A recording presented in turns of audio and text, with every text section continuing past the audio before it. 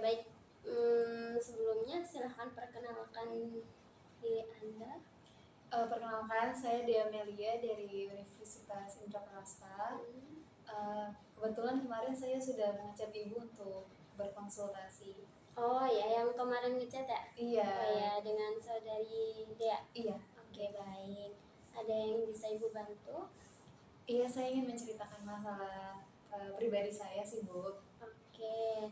Sebelumnya, sebelum kita masuk ke konseling kita selanjutnya, Dea sebelumnya apakah sudah pernah melaksanakan konseling?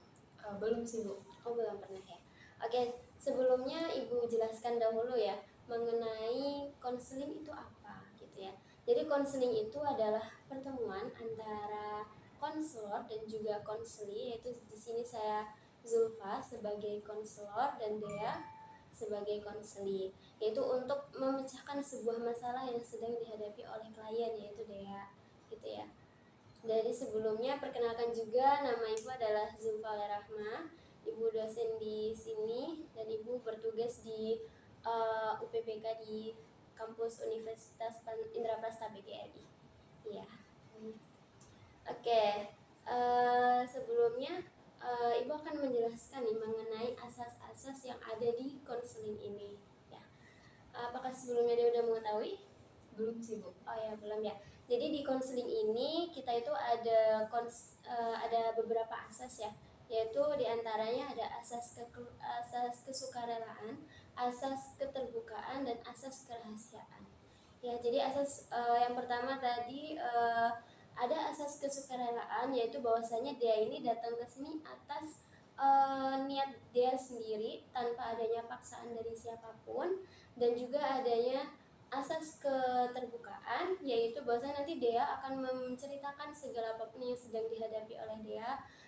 Jadi tidak ada yang ditutup-tutupin agar nanti konseling kita dapat berjalan dengan baik gitu ya. Dan yang terakhir ada asas kerahasiaan. Di sini dia tidak perlu khawatir ya. Jadi bahwasanya dalam konseling ini kita memiliki asas kerahasiaan, yaitu untuk menjaga rahasia dari klien kita. Begitu dia.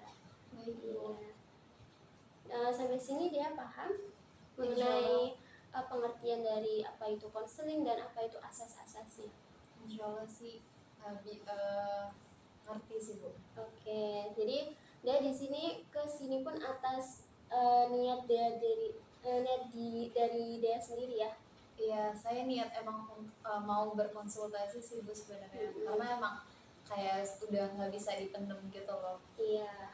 Makanya jadi saya waktu kemarin ngechat Ibu untuk mencari jadwal biar bisa konseling. Iya, alhamdulillah kita bisa bertemu ya pada hari ini ya.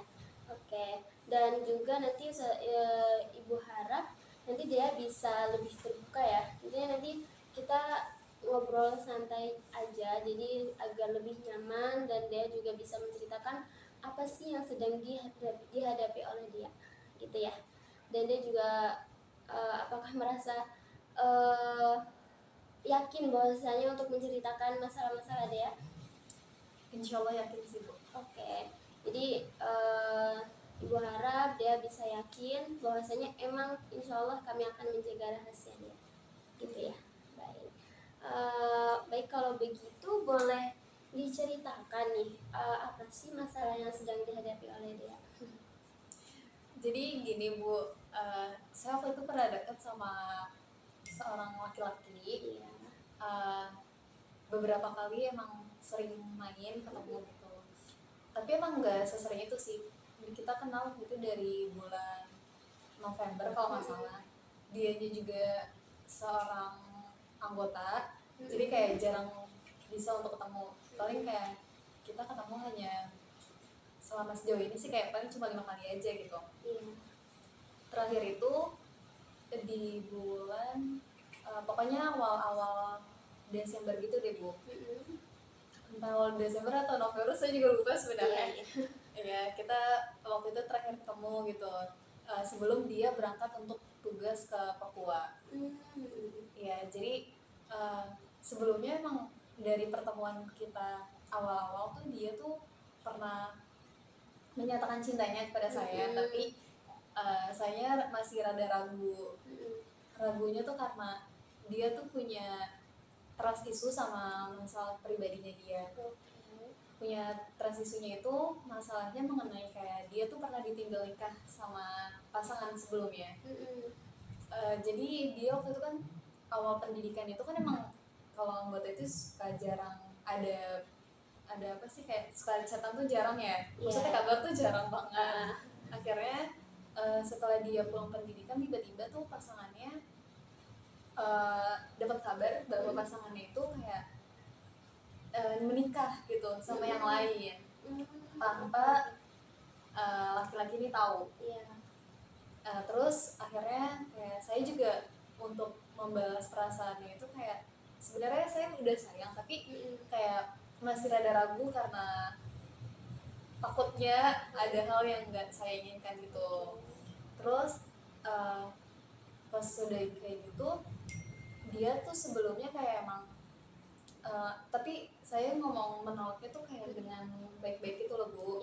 Kayak saya belum bisa karena kayak masih perlu waktu untuk bisa menerima dia, karena emang itu tuh jarak waktu kita pertama kali ketemu sama dia menyatakan cintanya tuh kayak deket banget gitu loh. Saya tuh nggak bisa yang kayak gitu, maksudnya kayak perlu waktu untuk bisa nerima orang yang baru.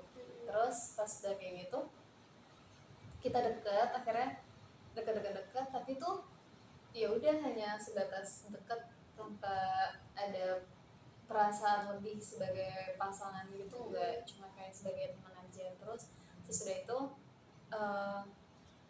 kita berjalan gitu ngobrol, terus kayak entah pokoknya tuh setiap kita ketemu tuh dia selalu bilang gini Bu, kayak kalau misalnya nanti aku balik aku tuh takut kalau misalnya nanti aku balik dari tugas, aku tuh takut kayak kamu tuh bakal sama yang lain kayak yang sebelumnya gitu. Tapi tuh entah kenapa saya tuh kayak kalau dia tiap ngomong kayak gitu tuh aku selalu bilangnya kayak kayaknya enggak deh, kayaknya kamu deh yang bakal ninggalin aku gitu. Terus kayak iya, kayak beberapa kali emang dia tuh selalu bilang kayak gitu kan, kayak aku takutnya tuh kayak kamu kalau pas aku pulang tiba-tiba nikah gitu. Tapi emang aku tuh selalu bilang lagi kayak entah itu dari bawah dari mana atau gimana, kayak selalu bilangnya kayak ya udah kayaknya kamu duluan deh yang bakal nyebar undangan gitu. Kayak bercanda-bercandain juga kan. Udah tuh pas setelah ketemu hari itu sebelumnya emang dia sempat video callan gitu sama ibunya kan. Dia tuh orang mana ya, orang Sumatera, orang mana ya, orang Riau, bukan, orang Palu, deket-deket Palu sana deh. Jadi waktu itu dia sempat video callan sama keluarganya yang di kampung gitu. Terus kayak aku dikenalin, tapi tuh kayak udah dikenalin tuh kayak ya udah kita video callan, aku itu posisinya juga aku lagi ngerjain tugas juga kan. Waktu itu ada ngezoom gitu. Jadi kayak aku juga nggak fokus gitu kan, jadi kayak aku tuh cuma ngenalin diri aku sendiri gitu ke ibunya. Udah setelah itu kita pulang beberapa hari kemudian, kayak dia bilang kayak untuk dia tuh bilang kayak ya udah aku dijodohin. Dia tuh dijodohin. Setelah beberapa hari kita ketemu itu dia tiba-tiba bilang dia dijodohin.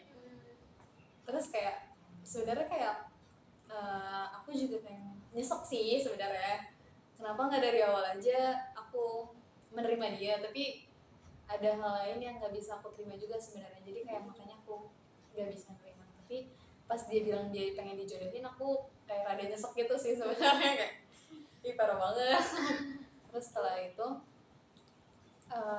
akhirnya kita lost contact.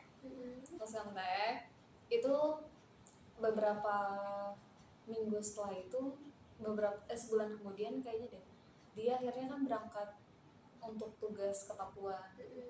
Itu juga saya nggak dapet kabar apa sih, maksudnya kayak ya udah cuma ngeliat instastorynya aja gitu. Iya, bahwa dia udah di Papua, udah tugas di sana. Terus tiba-tiba sebulan kemudiannya lagi tiba-tiba tuh dia nelpon saya emang nggak nelpon di WhatsApp gitu, enggak, dia tuh nelpon pribadi biasa gitu. Karena katanya emang gak ada sinyal segala macam kan di sana, jadi dia pakai telepon biasa gitu. Dia nanya kabar gitu, segala macam. Dia udah kayak ngebercandain gitu aja, kayak iya balik lagi ke bercandainnya kayak iya nanti kalau misalnya kamu duluan jangan lupa undang-undang aku ya gitu. Padahal kayak aku nyesek juga sih sebenarnya ngomong kayak gitu, tapi kayak ya udah ngebercandain aja kayak udah. Terus pas udah kayak gitu aku sebenarnya tuh kalau setiap dia bilang dia sayang sama aku tuh kayak aku rada nggak percaya. Ya rada nggak percaya gitu karena aku tahu gitu kan. Jadi kayak ya udah gitu, setiap dia bilang kayak gitu ya udah aku juga kayak ngebercandain lagi ya, balik-balik iya aku juga sayang sama kamu gitu. Padahal sih ya udah gitu aja. Terus udah setelah itu nggak ada kabar lagi, lost contact lagi. Nah kemarin pas bulan puasa tiba-tiba tuh kayak ada nelfon aku, kan kayak dia nelfonnya juga nelfon pribadi juga kan kayak biasa gitu. Dan aku emang jarang angkat telepon gitu kalau misalnya yang kayak yang bukan nomor WhatsApp gitu kan, kayak ini siapa gitu kan. Tiba-tiba dia nelfon terus nggak aku angkat awalnya karena aku juga nggak tahu kan, karena situ emang posisinya juga aku lagi bukber gitu sama teman-teman. Jadi nggak tahu kalau misalnya ada yang nelfon karena emang handphone aku tuh aku silent gitu kan. Terus pas udah kayak gitu aku nge-DM dia kenapa nelfon gitu. Terus tiba-tiba tuh kayak dia balasnya kayak gini, hah telepon mas siapa yang nelfon gitu. Terus aku kan mikir terus tadi siapa yang nelfon, padahal kan nomornya sedangkan itu nomornya dia gitu. Terus tiba-tiba nelfon aku lagi, aku angkat, udah nanya kabar lagi segala macam. Terus dia akhirnya cerita sama aku kayak kemarin tuh aku deket sama orang tapi tuh setelah kamu pas setelah kenal kamu atau sesudah kenal kamu ya, dia ngomong gitu kan. Terus dia bilang ya aku kan nggak tahu, aku juga udah nggak mau tahu urusan kamu juga gitu kan. Terus pas udah kayak gitu akhirnya kayak nggak bercandain lagi kan, kayak dia bilang katanya ternyata dia kenal sama cewek ini setelah aku. Ya dia dekat sama cewek lagi, tapi tuh aku juga nggak tahu kan ini ceweknya siapa, tapi dia bilang ini ceweknya orang kampungannya dia. Terus kayak tapi katanya tuh cuma berjalan hubungannya cuma sampai sebulan aja. Terus kayak aku tuh rada nggak percaya gitu sama omongannya kan, jadi kayak ya udah terserah, itu juga ya buat ini pribadi kamu juga, aku juga nggak mau ngurusin juga kan. Ya udah akhirnya tiba-tiba udah tuh udah teleponan segala macam, aku matiin. Terus tiba-tiba ada nge-DM aku lagi gitu kan, boleh aku SS boleh di SS nggak sih teleponannya. Aku bilang SS teleponan yang tadi, aku bilang gitu kan. Terus kata dia iya mbak teleponan yang mbak tadi. Terus aku mikir kayak ini siapa gitu. Iya kayak ini siapa gitu kan, yang apa pacarnya gitu kan, aku nggak tahu ya kan. Sedangkan dia tadi bilangnya kayak udah nggak ada pacar gitu karena udah putus sebulan yang lalu. Oke, terus aku bilang iya mau di kan aku bilang kayak mau di aku SS nih chat aku SS tadi teleponan yang tadi. Terus jadi iya mau di SS ya. Ini siapa, aku nanya ini saya pacarnya ini gitu, laki-laki ini gitu. Hah seriusan, aku bilang gitu kan. Iya saya pacarnya, makanya saya mau minta mbak SS, minta tolong mbak untuk SS telepon yang tadi gitu. Terus aku bilang seriusan gitu kan, sedangkan tadi laki-laki kamu itu ngomongnya udah nggak ada hubungan apa-apa gitu kan, apa kamu orang baru lagi apa gimana, aku nggak tahu kan. Terus dia bilang enggak, aku masih pacarnya ini orang kok gitu. Oh iya gitu. Pas udah kayak gitu akhirnya aku kayak ngomong ya udah aku bilang kayak ngomong kayaknya aku duluan yang lebih kenal laki-laki ini daripada kamu. Ternyata pas dia bilang aku ngomong kayak gitu, dia membalas lagi katanya enggak, orang aku dari beberapa 5 tahun yang lalu kayak gimana gitu kenalnya, kayak aku duluan gitu yang lebih kenal kata nih cewek gitu kan. Terus kayak aku udah kesel gitu kan, karena kayak sedang aku diteleponin terus kan untuk si cewek ini kayak buat mastiin bahwa cowoknya itu nelfon aku. Sebenarnya kan aku tuh kayak kalau udah kayak gitu kayak udah males gitu loh. Malesnya tuh karena kok jadi aku yang terlibat, aku nggak tahu apa apa, sedangkan laki-lakinya tiba-tiba nelfon aku kan, ya udah aku angkat aja gitu kan. Aku nggak tahu kan, ya ya udah cuma telepon biasa aja, nanya kabar segala macam. Terus aku bilang, tapi ini aku telepon ini juga hanya sekedar nanya kabar doang kok mbak, aku gituin kan. Padahal yang pastinya tuh laki-laki ini kayak masih ngomong sayang sama aku gitu-gitu deh ngomongnya. Kalau aku jahat kayak aku pengen banget bales ngomong kayak gitu, tapi kayak aku mikir perasaannya nih cowok juga. Terus akhirnya tiba-tiba dia nge-DM aku lagi, tapi pakai user beda gitu. Ternyata usernya itu temennya nih laki-laki. Ya, jadi kayak laki-laki ini minjem Instagram temennya untuk ngechat aku bahwa laki-laki ini pengen aku bohong dalam artian tuh kayak aku bilangnya tuh kalau misalnya itu bukan dia yang nelfon. Jadi ceweknya ini juga bilang sama aku katanya, tapi si cowok ini ngomongnya bukan dia nelfon mbak. Terus aku bilang, lah terus siapa nelfon kalau misalnya bukan cowoknya mbak gitu kan. Aku bilang gitu. Terus pas udah kayak gitu, ya udah akhirnya aku bilang kayak aku nggak bisa ngebantu itu, kayak ya udah aku males untuk jadi sangkut pautin hubungannya mereka. Jadi kayak aku nggak bisa ngebantu untuk bilang kalau misalnya kamu yang bukan yang nelfon, karena itu udah jadi suatu kebohongan dan aku nggak mau gitu. Yang bikin aku sakit hati tuh laki-laki ini akhirnya ngomongnya gini, kamu mau apa aja aku beliin asal kamu tuh mau bilang bahwa tadi yang nelfon tuh bukan aku gitu. Jadi sampai saat ini tuh kayak masih ada rasa kayak sakit hatinya sama omongannya, kayak kok rasanya kayak aku direndahin banget gitu loh. Kayak kok laki-laki ini bisa-bisanya kayak bilang kayak gitu, padahal kayak aku mikirnya kayak nggak semua hal bisa aku ngerti sih kayak iya, aku ngerti kayak iya kamu punya uang gitu, tapi aku nggak butuh uang kamu juga. Makanya kayak sampai saat ini aku masih ada sedikit sakit hatinya karena omongan itu sih. Kayak aku tuh rasanya kayak aku nggak ada harga dirinya banget gitu sebagai perempuan gitu sih Bu. Oke. Jadi untuk sekarang ini rasa yang ada di dalam diri dia itu yang seperti apa? Sakit hati, otomatis ya itu pasti sakit hati sekali lah ya, karena hal seperti itu bukan hal yang apa ya, hal yang wajar gitu kan ya. Lalu adakah rasa-rasa yang lain yang mungkin dia rasakan, benci atau dendam atau apa gitu? Benci atau dendam sih enggak, tapi lebih kayak kecewa aja sih Bu, kayak kok bisa-bisanya kamu ngomong kayak gitu gitu. Karena kayak aku nggak habis pikir aja gitu dia ngomong kayak gitu untuk sebuah kebenaran yang padahal itu juga kebohongan gitu. Lalu untuk sekarang ini apakah dia masih ada kontak dengan laki-laki tersebut ataupun dengan ceweknya? Enggak sih Bu, kayak aku yang diblokir sama dia. Dan pas kuliah tuh udah apa sih, maksudnya kayak aku juga bilang sama dia bahwa jangan libatin aku di hubungan kalian.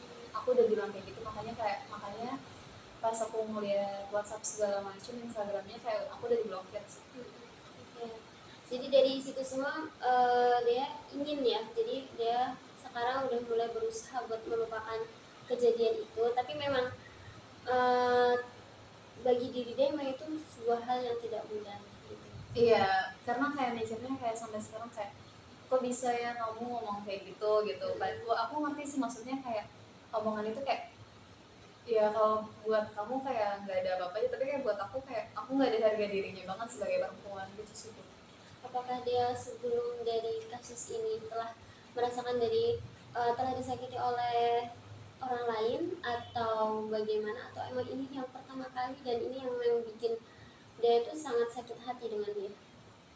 Sebelumnya bukan di sebelumnya beberapa kali kayak bukan pernah dekat juga sih, tapi kayak sekedar uh, chatan segala macem, terus tiba-tiba kayak ada yang ngerendahin juga gitu. Tapi ya udah, aku juga gak kenal sama ini orang, tapi kalau sama ini orang kayak aku deket sama dia gitu, jadi makanya kayak sakit hatinya tuh kayak ya gitu, kecewa. Iya. Dan orang tuanya pun dari orang tua laki-laki sudah mengetahui dia ya. Iya, tapi itu juga kayaknya cuma sebatas teman aja sih Bu, kayak enggak yang serius itu enggak. Oke. Oke, dalam hal ini apakah dia siap untuk kira-kira nanti lalu dengan kondisi dia yang seperti sekarang ini, nanti jika memang ada yang datang, atau maksudnya tuh laki-laki lain yang datang untuk serius dengan dia, apakah dia itu bisa menerima laki-laki tersebut? Kalau untuk bisa menerima atau enggaknya, saya sebenarnya masih rada kurang yakin sama diri saya, karena dari trust isu sebelumnya tuh kayak masih masih ada di dalam diri saya gitu. Pas kemarin sebelum Lebaran, uh, sebenarnya tuh ada yang ngechat aku gitu.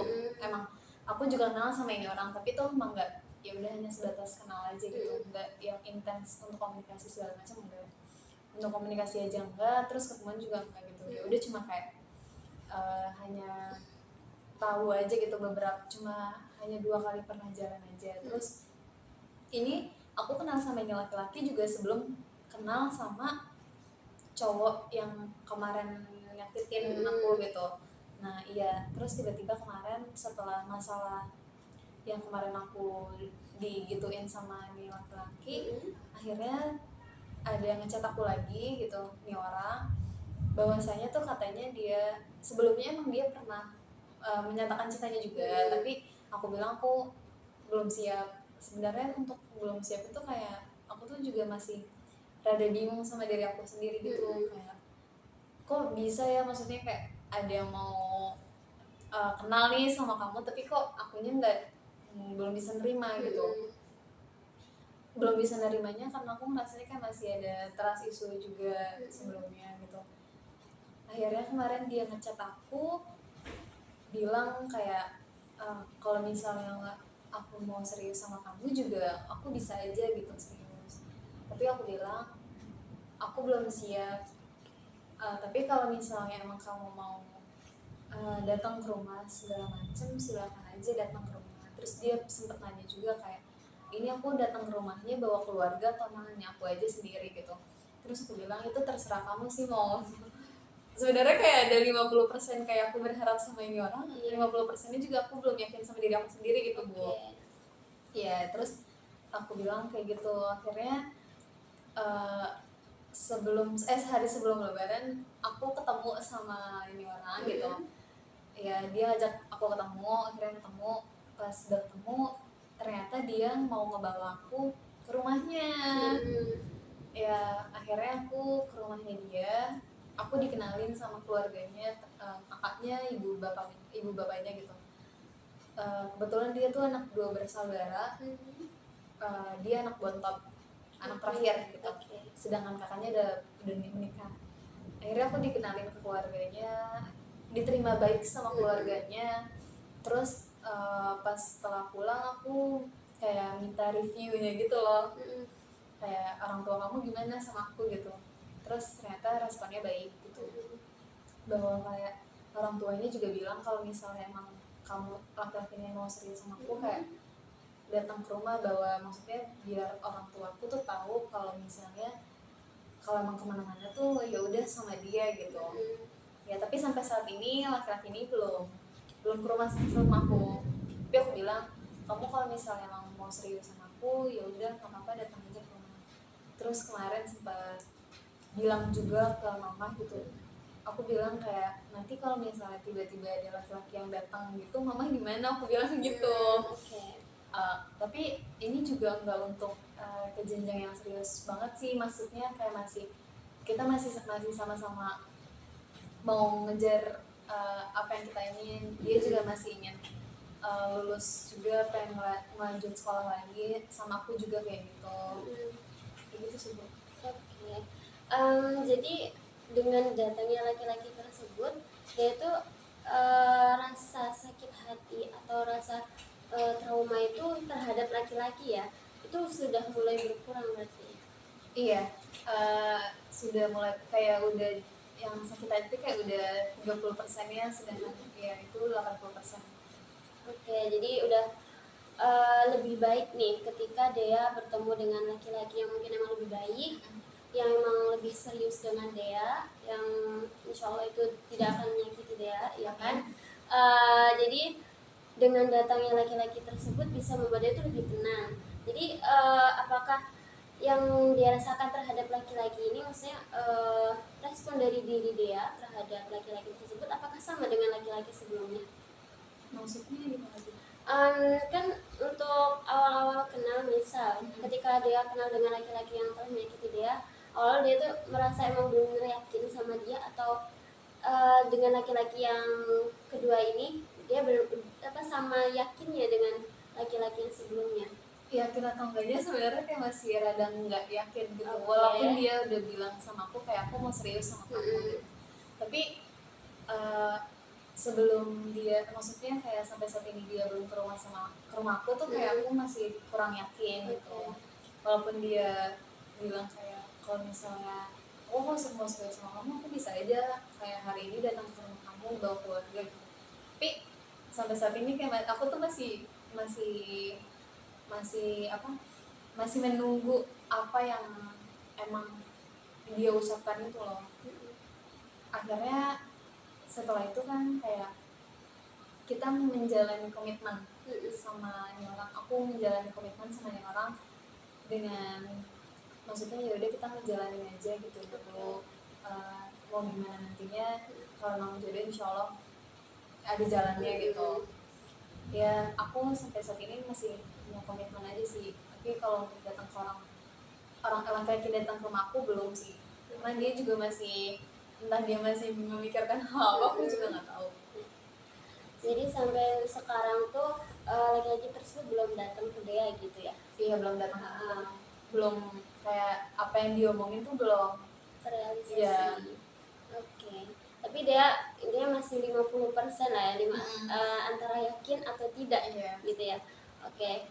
Jadi sebelum dia meyakinkan diri dia bahwasanya oh laki-laki ini beneran pantas nggak ya buat saya gitu, apakah dia sudah pernah mencoba nih untuk berusaha mencari jalan untuk meyakinkan diri dia? Untuk meyakinkan ke siapa? Meyakinkan pada diri, kan ini yang bimbang masih dia sendiri kan. Kalau orang tua kayak menyerahkan. Iya. Ya, jadi kan orang tua kan menyerahkan sepenuhnya kepada dia ya. Jadi dia ini merasa masih 50-50. Nah, dengan kurang yakinnya dia ini, apakah dia punya usaha nih untuk menuju ke keyakinan diri dia tadi gitu? Apakah udah pernah ada usaha itu? Saat ini lagi berusaha sih Bu, kayak untuk meyakinkan kayak oke, dia mungkin emang udah jalannya kali. Jadi kayak udah, aku kan emang orangnya cuek gitu, kayak malas basa-basi sih sebenarnya. Kayak malas basa-basi untuk kayak cowok nanya kamu udah makan belum, gitu tuh aku paling malas banget, kayak ya udah gitu apaan sih gitu. Aku malas ngeresponnya. Tapi setelah kita ngejalanin komitmen, kayak rasa-rasa yang emang buruknya aku tuh kayak aku mulai berusaha untuk nggak jadi seperti itu lagi gitu.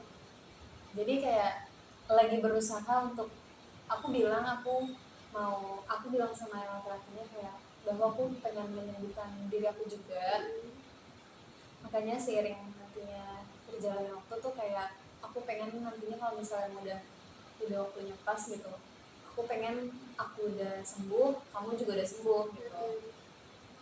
Sekarang sih lagi berusaha untuk meyakinkan diri aku sih, Bu. Oke. Setelah kan itu kenal dengan laki-laki udah lumayan lama ya. Ya. Jadi apakah ketika mungkin dekat dengan dia atau kenal dia selama ini, apakah ada perubahan dari diri dia itu mungkin kebiasaan-kebiasaan jelek dari diri dia itu bisa menjadi suatu hal yang positif ketika bersama dia gitu? Iya, aku ngerasanya iya, karena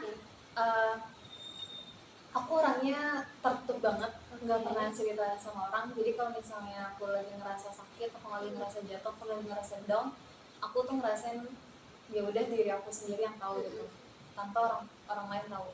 Karena sampai saat ini kayak masih kayak ada prinsip di dalam diri aku tuh, kalau di dalam kamar aku boleh ngapain aja sesuka hati aku, kayak kamu boleh nangis, boleh boleh mengeluarkan apa yang kamu rasain, tapi setelah kamu buka pintu kamar tuh aku tuh harus jadi happy lagi, senang lagi.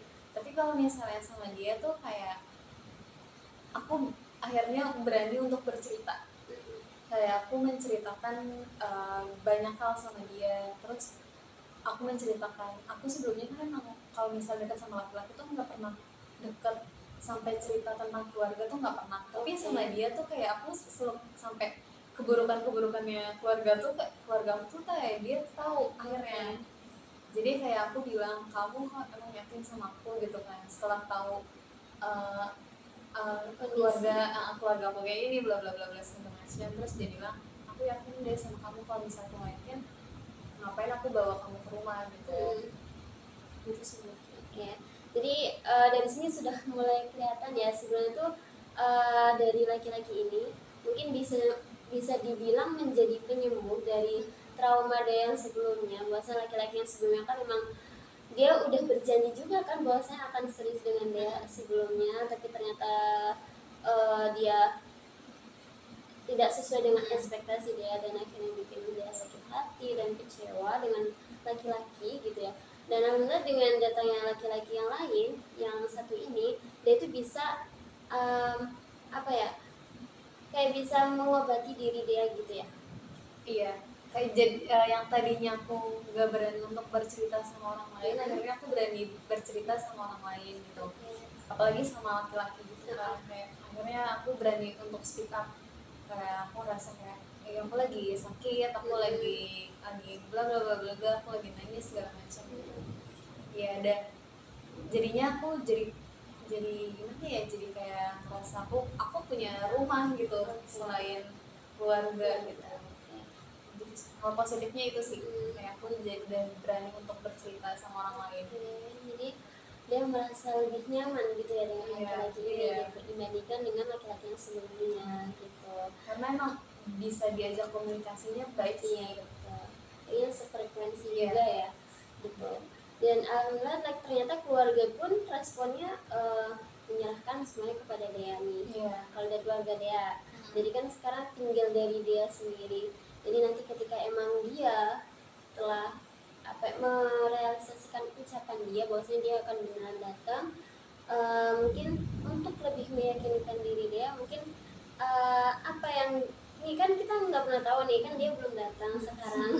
Nanti kalau misalnya dia benar-benar datang nih, gimana? Kita nggak pernah tahu nih gimana respon dia nantinya. Apakah dia udah memikirkan ke situ? Aku udah memikirkan ke sana sih.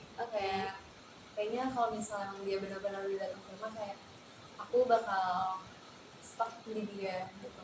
Kayak ya udah, apa lagi yang mau dicari gitu. Maksudnya kayak aku juga mikir kayak udah dewasa, maksudnya udah ketemu laki-laki yang serius, udah ada ketemu yang frekuensi nih, udah bisa komunikasinya banyak hal dari segala sisi gitu.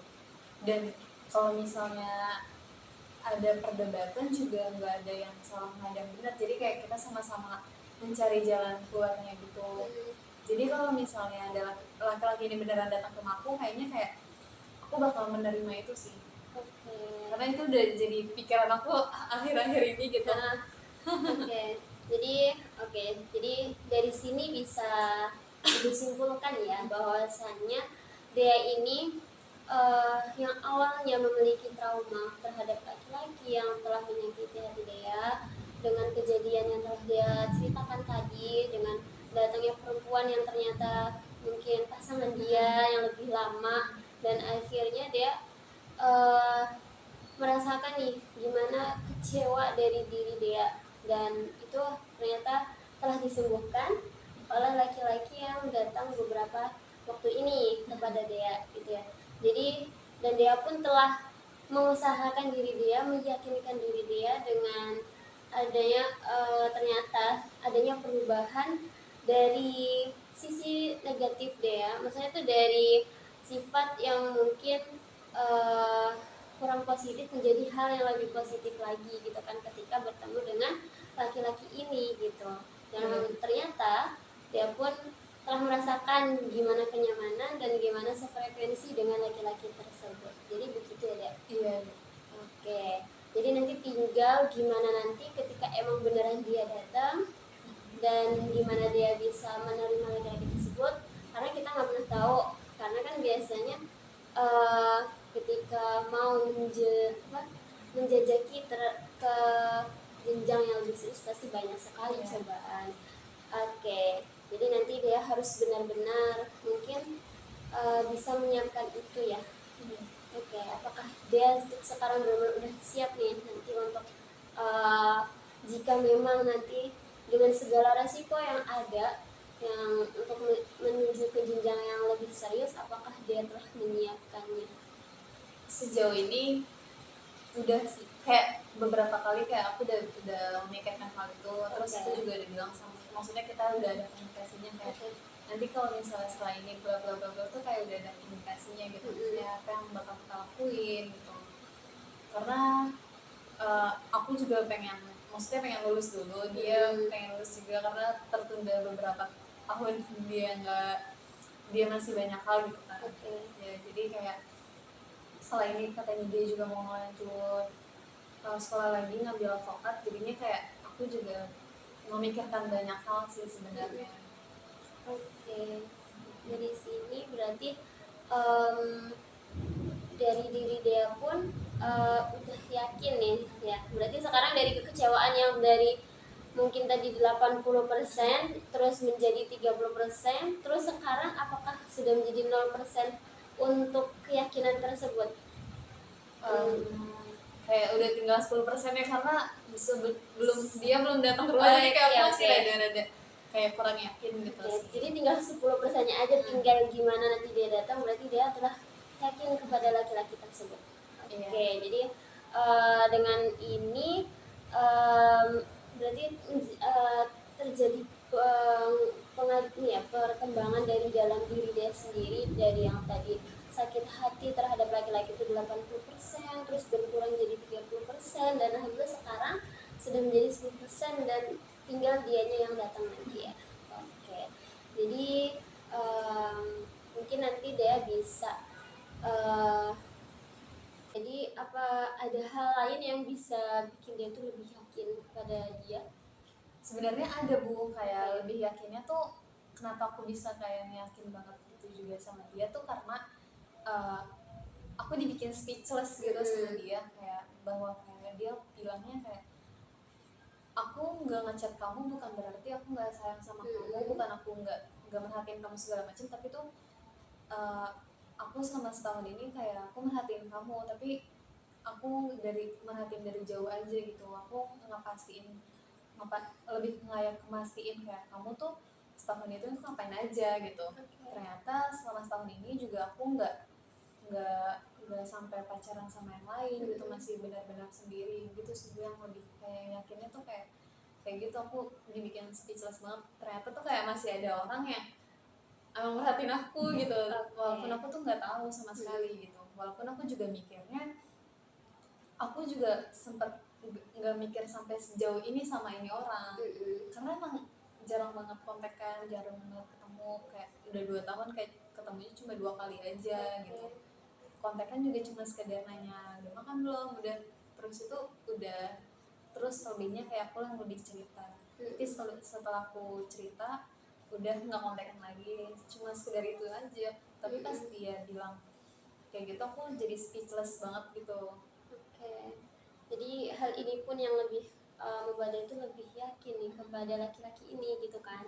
Jadi mungkin dari sini diketahui bahwasanya uh, intinya dia ini sudah yakin sebenarnya, nanti tinggal menunggu dia datang ke rumah dia itu dengan nanti mungkin dia juga meyakinkan diri dia dan juga kepada orang tua dia ya, karena kan orang tua dia pasti intinya ikut andil dalam hal ini gitu kan.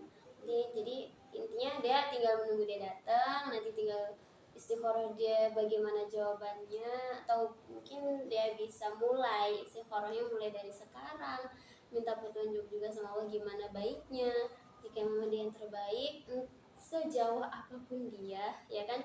Jadi sejauh apapun dia, kalau emang dia dan laki-laki tersebut berjodoh pasti akan segera dipertemukan di waktu yang tepat pastinya gitu. Jadi mungkin dia sekarang lagi nunggu kapan mungkin emang belum jawabannya. Iya. Jadi belum waktunya. Jadi kan Allah lebih tahu kapan waktu yang tepat untuk kalian bertemu begitu ya. Oke, dari sini yang dia rasakan setelah konseling ini gimana?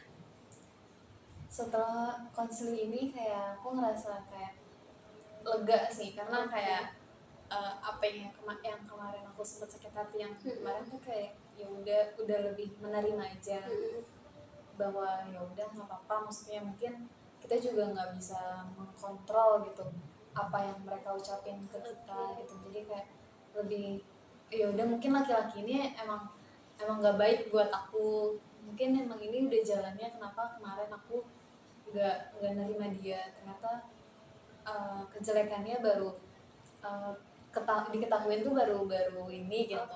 Jadi kayak aku bersyukurnya tuh kayak oh ternyata ini emang dia tuh nggak baik banget, dan Allah tuh baik banget, maksudnya kayak masih aku dikasih lihat tuh bahwa dia emang laki-laki nggak baik yang nggak pantas buat aku tungguin juga gitu. Terus juga kayak aku juga lebih yakin untuk bisa menjalin hubungan lebih gitu sama yang baru gitu.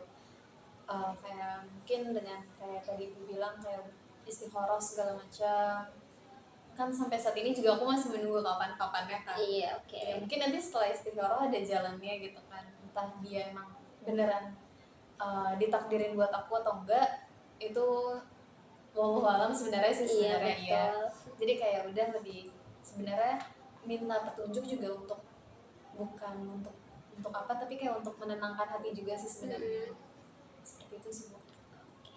Jadi nanti mungkin selesai dari sini dia bisa mencoba untuk istikharah, untuk meyakinkan diri dia agar benar-benar menjadi 100% yakin kepada dia gitu ya. Oke.